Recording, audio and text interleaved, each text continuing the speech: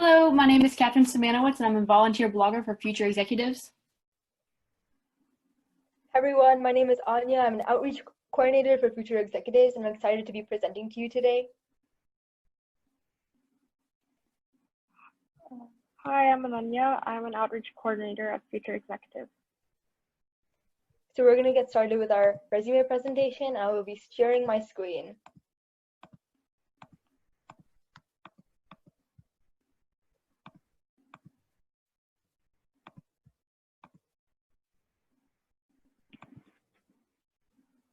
So the basics of a resume, created by the team at Future Executives, Inc.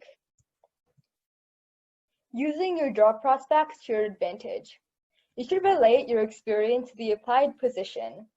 For example, you should ask the question, what do employers actually care about? They care about experience in the field or the position you're applying for. For example, if you're applying as an intelligence analyst, you don't need to include experience as a cashier because it doesn't directly correlate to the position you're applying for. This means you only should include relevant experience. For example, if you're applying for a job as a waiter, you should put down your experience at a department store or working at a restaurant. Planning out your resume. You should think about your skills, education, volunteer experience, awards, certifications, and strengths. Minimal effort needs to be put down when listing these. And you should also learn what your skills and strengths are. A good way to learn these skills are by planning them out on your resume on a laptop. Listing your skills and strengths. You should reflect on whether or not you've used these skills in your life or not. For example, you should be able to utilize all the skills you put on your resume in your professional life. If you are unable to list them in your professional life, do not put them down at all. And you should also be able to expand upon your strengths and skills by explaining how you have used them. For example, if you put down in your resume you have excellent communication skills, you should justify that by a personal story or an experience where you've used those skills. Companies hire individuals that possess such skills and strengths. They want individuals who directly correlate to the job they're applying for and have experience in those positions. Randomly listing skills and strengths without a justification will not benefit you at all. Examples of skills and strengths. You should be able to describe skills and strengths without any outside help because they're personal to you. Some of the baseline skills mentioned below are communication, problem-solving interpersonal skills, time management, leadership, decision-making, and creativity. Some strengths include flexibility, critical thinking, enthusiasm, discipline, determination, and dedication. But you are not limited to only these skills and strengths. You should narrow down your skills to the ones you've already been able to use. Awards, certifications, and accomplishments. When listing your awards, you don't need to be shy. You should include all the awards you've earned over the course of your professional life. Some of these awards could include placement in a competition, awards from school, workplace, or organization, a graduation honor, a recognition of your academic achievement, a scholarship, or any other special recognition. You should also include certifications related to your applied position. If you take a course on Coursera, edX, or any other platform, if you have a skill or you gain a certificate in a skill that you could utilize for a job you're applying for, you should put down that certification or skill down in your resume. And you shouldn't include any unnecessary certifications that won't benefit you.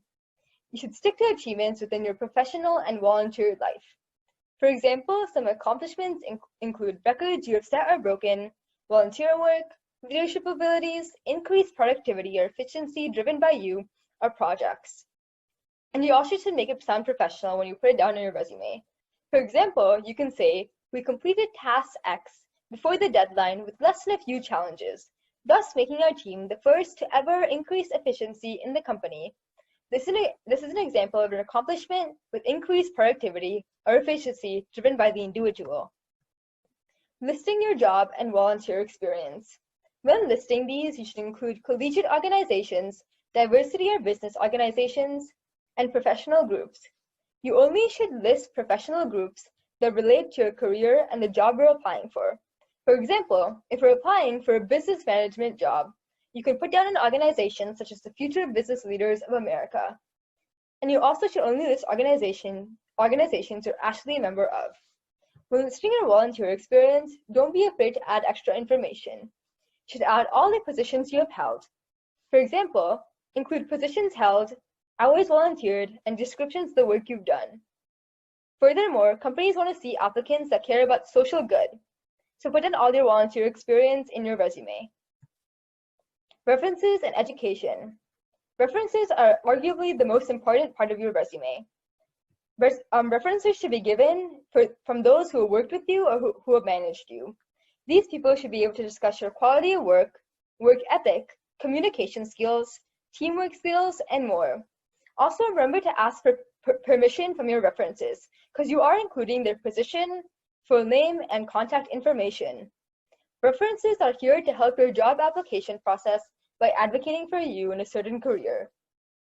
Furthermore, listing your education on your resume is simple. All you need to do is list all the educational institutions you've attended and the years you attended them for. For example, if you are attending University of Florida, you would list it as University of Florida 2019 to 2023. Resume objective. Resume objectives describe intent, experience, and some skills. You should tailor your objective to your position and do not add unnecessary information. Your resume objective should be in the beginning of your resume, right under the contact information, and should be 1 to 2 sentences long. A good tip for writing a resume objective is adding numbers. For example, when you're talking about your experience, add the amount of time you've had a job for. You can see that in our example, the person or the individual applying for the position has included that they've had 5+ experience with the job they're applying for.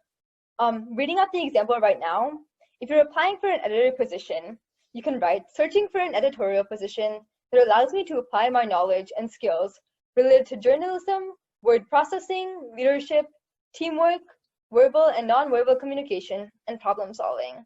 Strong background in journalism with 5+ years of experience with major media companies and a BA in journalism.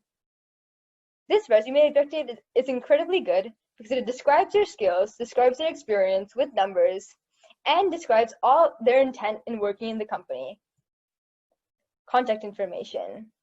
In your contact information, you should include your name, email, phone number, and address. And you can optionally include your LinkedIn profile. Formatting your resume. There are thousands of templates and options online. We recommend choosing a simple, easy to read format. You shouldn't add too many colors or too many different fonts because that will confuse the reader. You should also format your information properly. For example, your contact information and resume objective should always be the first 2 things in your resume. Formatting your resume. It should look something similar to the template we would attach to this slideshow. This template is extremely efficient because it's clear, concise, formal, and easy to read. I'm quickly going to go over the template on this presentation right now. So the individual has listed their contact information in the top. They have their first name, last name, address, phone number, email, and optionally a LinkedIn profile. Underneath the contact information, they have their resume objective, which describes their intent and skills when applying for a position. Right underneath that, they have their professional and volunteer experience. They have the dates which they're volunteered or worked. They have the job title. They have their company name, and then they have 1 sentence about their experience. Underneath that, they have their education. They have the years they've been in that position. They have their degree title. They have their school, and they have 1 sentence about their achievements and education. Below that, they have skills and strengths. Below, they have awards, certifications, accomplishments, and lastly, they ended it with references. That's all for this presentation. Hope you enjoyed it. By the end of this, you should know exactly how to format a resume and how to write one. For more information, you should visit our website and blog if you need any advice or help. One of our volunteers wrote a blog called 4 Ways to Step Up Your Resume Without a Job, and the link is in our presentation. You should also follow all our social media platforms for updates. Our Instagram is also listed in this presentation. If you need any extra help, you can check out the sites Plexus and RoundPeer. They'll give you one-on-one assistance with mentors that can help you format your resume. So we're going to answer some general questions at this time. So the first one is, how do I get references? So references should be coming from people who have mentored you or have managed you. So it's not that hard of a process. You just go and you communicate with them what you need, and they should feel free to answer and talk on your behalf of your character. The second question is, where do I find resume formats? So resume formats could be found anywhere. You can find them through Google or any search engine. You can tailor your resume format to your experience. For example, you search up high school resume template, that would be better for a high school student, and college resume template or just general resume template, that's pretty much good for anyone over the age of a high schooler.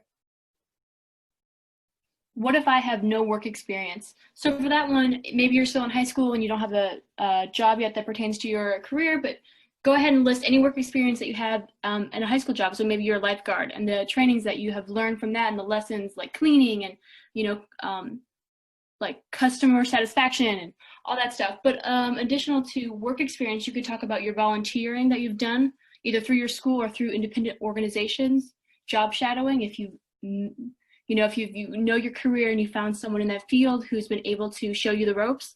And also club positions in high school and college. If you held a position with your student government or a sport, go ahead and talk about those things. Adding on to what Catherine said, if you want to find work experience, LinkedIn and networking is a good place to find it. Finding internships is a good way to up your resume, and also asking professionals on LinkedIn or any networking site for a shadow position or even a small 15-minute consultation can get you really far when trying to get work experience that you can easily put on your resume.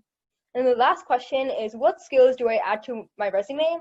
In our presentation, we already listed a few. Some of our soft skills were communication, interpersonal skills, all these skills which the individual has developed that could help you, that could relate directly to the job you're applying for.